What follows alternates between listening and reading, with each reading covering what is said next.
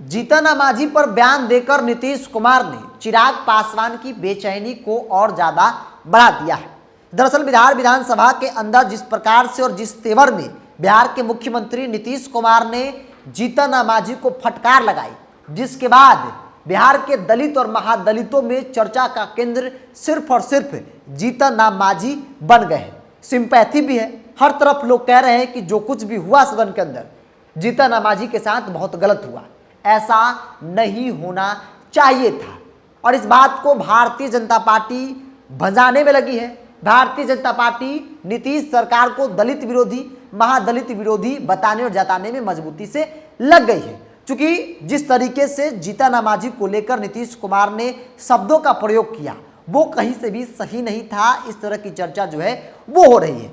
अब राजनीति को जानने समझने वाले लोग इस बात को मान रहे हैं कि एक तरफ नीतीश कुमार ने जीतन मांझी पर हमला बोला या फिर यूं कहे कि फटकार लगाया, तो दूसरी ओर चिराग पासवान की बेचैनी और ज्यादा बढ़ गई है। एक बार बेचैनी पहले भी बढ़ी थी जब जीतन मांझी की एंट्री एनडीए में हुई थी। क्योंकि चिराग पासवान को पहले ऐसा लगता था कि एनडीए में दलित महादलित वोट बैंक पर दावा करने वालों में से सिर्फ और सिर्फ हम ही यानी चिराग पासवान ही है। लेकिन जैसे ही जीतन मांझी की एंट्री होती है, हर तरफ चर्चा और भाजपा के बड़े बड़े नेताओं को ऐसा लगने लगता है कि जीतन मांझी के जरिए जो है वो दलित महादलित तक हम लोग पहुंच सकते हैं। क्योंकि जीतन मांझी पुराने नेता हैं, बिहार के पूर्व सीएम रहे हैं, अनुभवी हैं, तो ऐसे में राजनीति के हर दाव पेच को वो अच्छी तरह से जानते और समझते हैं। बेशक चिराग पासवान युवा हैं और युवाओं में उनकी पकड़ हो, लेकिन जीतन मांझी एक पुराने और अनुभवी नेता है।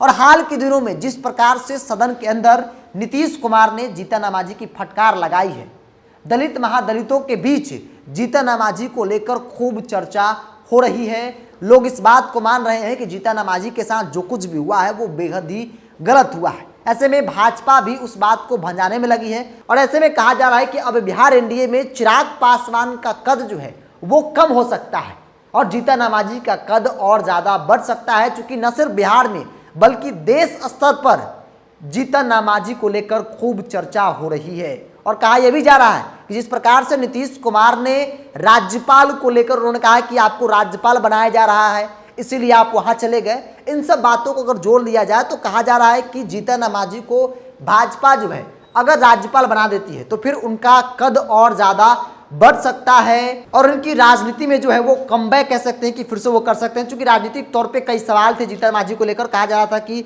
वो अब राजनीति में उनकी वो पकड़ नहीं रही जो पहले हुआ करती थी। क्योंकि दलित महादलित में कई ऐसे नेता हैं जो काफी सक्रिय हो गए हैं, बात चिराग पासवान की हो या फिर पशुपति कुमार पारस की हो या फिर बाकी अन्य नेताओं की कर दी जाए। लेकिन हालिया दिनों की जो घटनाक्रम है जिसके बाद जीतन मांझी का ग्राफ अचानक से हाई हुआ है, जिसके कारण चिराग काफी ज्यादा असहज नजर आ रहे हैं। और इस बात का प्रमाण यह है कि आज चिराग पासवान की पार्टी जब जीतन मांझी के मुद्दे पर सड़क पर उतरी और नीतीश कुमार को दलित महादलित विरोधी बताने में लगी, तब उनके पार्टी के नेताओं की तरफ से जीतन मांझी का नाम भी नहीं लिया जा रहा था। सीधे तौर पर बिना नाम लिए यह बताया जा रहा था कि नीतीश कुमार ने जिस तरीके से सदन के अंदर हमला बोला या फिर यूके की फटकार लगाया वो कहीं से भी सही नहीं है। नीतीश कुमार की सरकार दलित महादलित विरोधी है।